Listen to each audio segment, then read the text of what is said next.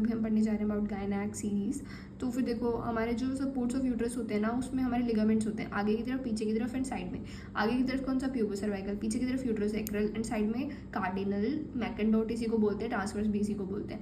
अब मसल जो है हमारे यहाँ पर क्या होता है, ट्रांसवर्स पेरेनाई, हाँ ये सारी मसल्स होते हैं, levator ani, transverse perinei, deep and superficial हो गया, बल्बस स्पॉन्जियोसिस, ठीक है। ये एंटी वर्जन और एंटी फ्लेक्शन में होता है। एंटी वर्जन मेंटेन कौन करके रखता है, राउंड लिगामेंट, अगर ये चला गया तो ये भी पोजीशन चली गई, ठीक है।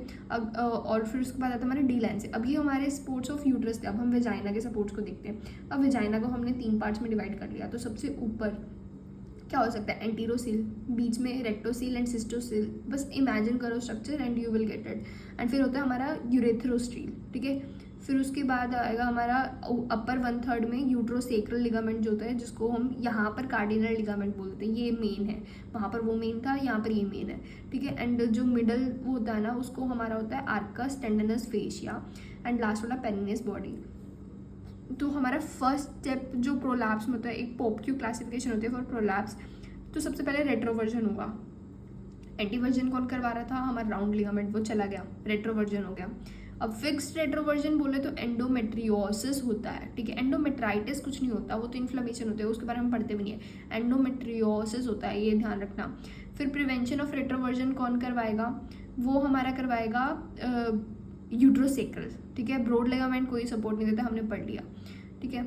और फिर उसके बाद आएगा, देखो मेंटेन करके कौन रख रहा है, हमारा राउंड लिगामेंट, एंड प्रिवेंशन कौन करा रहा है, यूट्रोसेक्रल। सर्जरी ऑफ, इसलिए हम इसको कार्डिनल भी बोल रहे थे वेजाइना का, गॉट इट नाउ। सर्जरी कैसे करेंगे हम वेजाइनल प्रोलैप्स में, तो देखो एंटीरियर हुआ है 1/3, अपर 1/3 हुआ है और लोअर 1/3 हुआ है, मतलब फिर सिस्टोसील होता है, यूरेथ्रोसील होता है, ठीक है। तो उसमें एंटीरियर कॉल्पोग्राफी कर देंगे। अगर पोस्टीरियर में हमारा ऊपर की साइड हुआ है, एंटीरोसील है, रेक्टोसील है, और पीछे लेग्जेटिव हमारा पेरिनियम भी है, तो देखो सिर्फ एंटीरोसील के लिए हमारा अलग प्रोसीजर होता है, वरना पोस्टीरियर कॉल्पोग्राफी, इमेजिन द स्ट्रक्चर। आगे क्या आता है हमारा, सिस्टोसील का मतलब ब्लैडर, फिर यूरेथ्रोसील, ठीक है, एंटीरियर कॉल्पोग्राफी। अगर पीछे की तरफ है, एंटीरोसील वगैरह दे रखा है, तो मतलब हमारा मैककॉल-कोल्डोप्लास्टी, एंड पीछे के पोस्टीरियर कॉल्पोग्राफी। अब यूट्रस का प्रोलैप्स हो गया, हमारा रिप्रोडक्टिव एज में थी फीमेल, ये काफ़ी इंपॉर्टेंट है। देखो यूट्रस का प्रोलैप्स हुआ है रिप्रोडक्टिव एज में एंड वांट टू कंसीव, तो शिरोधकर जो होता है ना, वो कहता it's okay, you can use the sling which I have prepared, जिसको हम बोलेंगे कोल्पोपेक्सी, ठीक है। अब वो कंसीव नहीं करना चाहते, उसकी ऑलरेडी फैमिली कंप्लीट हो गई है, तो you can go for vaginal hysterectomy, otherwise you can go for this fancy Fothergill and Manchester, ठीक है। फादर ऑलरेडी है, उसका नाम है गिल, फादरगिल या फिर मॉन्चेस्टर।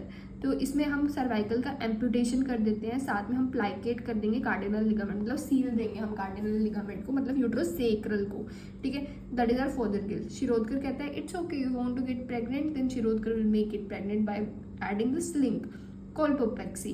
फिर उसके बाद आएगा हमारा प्रेग्नेंट फीमेल है, फिर पोस्टपार्टम है, तो पेसिरी यूज करो, ठीक है। और अगर मोर देन 65 है तो उसमें भी पेसिरी यूज़ करो। ये सारों में हम कुछ सर्जरी नहीं कर सकते। 60 to 65 है लेकिन कोमोर्बिडिटी है, तो हम कोई सर्जरी नहीं कर सकते, तो हम ले फोर्ट कॉल्पोप्लेसिस करेंगे। इसमें हम क्या करते हैं, बस उसको ऐसे सील देते हैं, कॉल्पोप्लेसिस। फिर उसके बाद आएगा मेनोपोजल है, तो वेजाइनल हिस्टेक्टमी कर दो। अगर तुम उसके साथ ये दोनों को कंबाइन करते हो, उसी को हम वार्डवेयर बोलते हैं। ये इंपॉर्टेंट है इसलिए रिपीट कर रहे हैं। रिप्रोडक्टिव एज के अंदर want to conceive Shirodkar, do not want to conceive father already है, तो फादरगिल, मैनचेस्टर। फिर सर्वाइकल एम्पुटेशन एंड हम उसको बस जोड़ देते हैं, प्लाइकेशन कर देते हैं। पोस्टपार्टम है पेसिरी, अनफिट फॉर सर्जरी पेसिरी। 60 to 65 में, बहुत एल्डरली है तो पेसिरी। 60 to 65 में है, लेफोर्ट कर दो, सर्जरी नहीं कर सकते तो। एंड अगर मेनोपोजल है तो फिर इन सबको कंबाइन करके वार्ड में, ठीक है। नेक्स्ट चलते हैं, नेक्स्ट में है वॉल्ट। अगर वेजाइनल सर्जरी चाहिए, वॉल्ट प्रोलैप्स हो गया, ठीक है, या फिर एब्डोमिनल प्रोलैप्स हो गया, इस पर मतलब एब्डोमिनल सर्जरी करनी है। तो अगर वेजाइनल सर्जरी करनी है तो you go for uterosacral suspension. Suspension के मतलब क्या होता है, लटकाना। तो तुमने क्या किया, बेसिकली वॉल्ट को पकड़ा और यूट्रोसेक्रल जो हमारा पीछे लिगामेंट है उससे ना तुमने ऐसे पकड़ के लटका दिया उसको। या फिर तुम सेक्रोस्पाइनस चले जाओ, या फिर तुम सेक्रल और स्पाइन मतलब और ऊपर लेवल पे तुमने बस लटका दिया, ऐसे थैले को नहीं टांगते हैं वैसे लटकाना है। लेफोर्ट कॉल्पोप्लेसिस भी कर सकते हो इसके अंदर। एब्डोमिनल सर्जरी करनी है तो तुम क्या करो, लो सेक्रल कोल्पोपेक्सी कर दो, मतलब सेक्रल एंड कोल्पोपेक्सी, देखो इसमें भी वर्ड आया था कोल्पोपेक्सी का मतलब कि वो लटकाना ही होता है।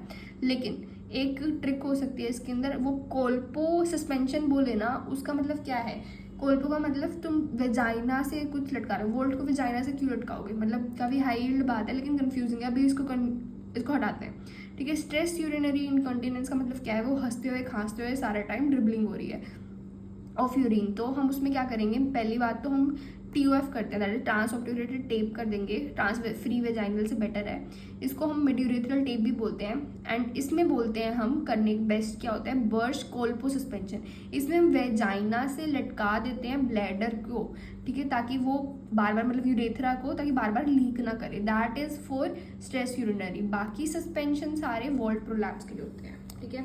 फिस्टुला, फिस्टुला देखो काफ़ी इंटरेस्टिंग बना है।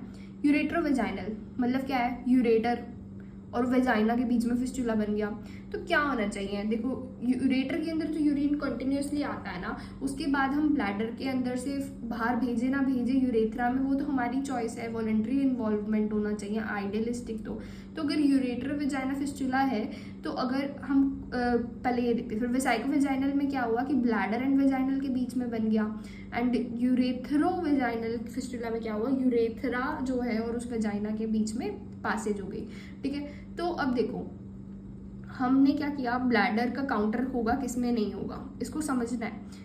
यूरेट्रो वेजाइनल में यूरेटर और वेजाइना के बीच में मतलब फिस्टुला है, तो ब्लैडर का क्या इन्वॉल्वमेंट है, ब्लैडर की मसल तो नॉर्मल है, तो फिर इसलिए ब्लैडर का काउंटर नॉर्मल होगा, कंटिन्यूस ड्रिबलिंग हो रही होगी, कंटिन्यूस क्योंकि यूरेटर के अंदर तो होता ही है यूरिन, अभी भी तुम बैठे हो तुम्हारे अंदर भी है, यूरेटर तो भरा ही होता है, ये सारा क्योंकि कलेक्ट हो रहा है ना, तो ये पाइप है जो पानी लेकर जाती है हमारी ब्लैडर पे। अब ब्लैडर के अंदर फिस्टुला बन गया तो काउंटर लॉस हो गया, मसल जो है उसमें वो प्रेशर नहीं रहा ना, तो काउंटर लॉस हो गया, कंटिन्यूस ड्रिबलिंग होगी। लेकिन यूरेथ्रोवेजाइनल के अंदर क्या है कि हमारा जो ब्लैडर है उसकी मसल में कुछ नहीं चक्कर आया तो नॉर्मल है काउंटर, लेकिन कंटिन्यूस ड्रिबलिंग भी नहीं है, क्योंकि जब तुम वॉलेटरली बोलते हो कि हाँ अब सूसू करना है तो जाके यूरेथ्रा के अंदर सूसू आता है, थोड़ा सोचना है इसको, अगर ये सोच लिया तो फिर अब 3 कॉटन टेस्ट सोचो। देखो अब क्या है, तुमने कॉटन रखी थी यूरेट्रो में, अब सारे तीनों लेवल पे हम कॉटन रख के ऑब्जर्व करते हैं, तो अब हमारा यूरेट्रो में क्या होगा, ऊपर वाली कॉटन जो है वो वेट हो जाएगी, बाकी सारी की सारी ड्राई हो जाएगी। अब देखो बेसिक क्या है, 3 कॉटन टेस्ट के अंदर तुमने ब्लेडर को पंचर करके उसमें ब्लू डाई डाल दिया, अब वो रेट्रोग्रेड थोड़ी ना जाएगा, तो फिर इसमें यूरेट्रोवेजाइनल के अंदर हमारा यूरेटर जो होता है उसमें सिर्फ अपर कॉटन वेट हो जाएगी, बाकी नीचे की दोनों कॉटन ड्राई है, इवन ब्लू भी नहीं होगी।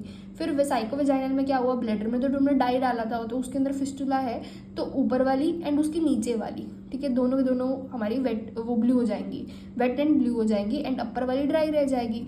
यूरेथ्रोवेजाइनल क्या है कि ब्लू एंड वेट हमारी लोअर वाली होगी सिर्फ, ठीक है, अपर एंड मिडिल ड्राई होगी। तुम एक बार वापस सुनना, तुम्हें पक्का समझ आ जाएगा, मुझे आ गया समझ, ठीक है। पोस्ट सर्जरी हमारे लैट्स को प्रोसीजर करते हैं, तो अभी ये पूछते हैं कि उसके बाद हमें क्या क्या ध्यान रखना है। देखो 2 हफ्तों के लिए पूरा ड्रेनेज कंटिन्यूस होना चाहिए, ठीक है, काउंटर वगैरह कुछ खुद पे नहीं, 6 मंथ्स तक कोई इंटरकोर्स नहीं, एंड 1 ईयर तक कोई प्रेगनेंसी नहीं। फिर आता है हमारा मेनोपोज। मेनोपोज जो है उसमें ईस्ट्रोजन कम होता है, प्रोजेस्टेरोन कम होता है, AMH भी कम हो जाएगा, एंड हमारा जो FSH है बढ़ जाता है, मतलब मैंने कहा ना ये अगर जाएंगे तो फिर FSH बढ़ जाएगा और LH भी हमारा बढ़ जाएगा, ठीक है। अगर कोई फीमेल है उसको पहले ही अपनी एज से पहले आ गई, एज क्या होती है 47 ईयर, 47 ईयर से पहले ही उसको ब्लीडिंग आनी बंद हो गई, तो that is are premature ovarian failure. उसके अंदर FSH चेक करोगे तो मोर देन 25 उसी एज में मिल जाएगा, एंड FSH इसमें ज़्यादा होता है तो पता है हम क्या करते हैं क्लिनिकली, हम इसके FSH से हम HMG बनाते हैं और वो फिर हम पेशेंट को देते हैं जो प्रेग्नेंट नहीं हो पा रही थी उनको, ताकि रेगुलेट कर सकें हम, ठीक है। उसके बाद होता है हमारा 12 मंथ्स ऑफ एमेनोरिया मिलना चाहिए इसके अंदर। स्ट्रो स्टेजिंग हम यूज़ करते हैं मेनोपोज में, एंड पैराबेसल सेल्स बढ़ेंगे, E1 बढ़ेगा, ये काफ़ी करेक्टरिस्टिक है, ठीक है। मतलब नॉर्मली हमारा E2 होता है, E3 is more specific for pregnancy. फिर उसके बाद आएगा पेरीमोन, और E3 को ही हम मेज़र करते हैं किसमें, हमारे टेस्ट में जो हम प्रेगनेंसी में यूज़ करते हैं।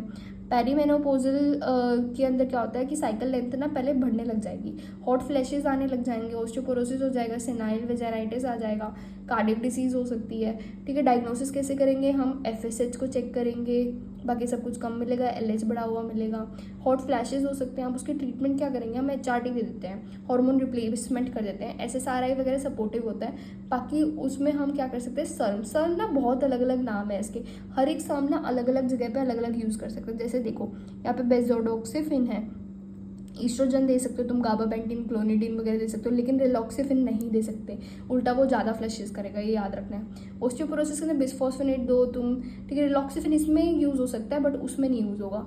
सेनाइल वेजाइनिटिस में लुब्रिकेंट्स या फिर लोकल ईस्ट्रोजन क्रीम दे दो, ठीक है। अब क्या है HRT के बारे में खास बात देखो, HRT जो होता है कोलोन कैंसर को रिस्क कम करता है, OCP भी कोलोन कैंसर का रिस्क कम करता है, लेकिन ये ब्रेस्ट कैंसर या फिर हार्ट डिसीज़ को बढ़ा देता है।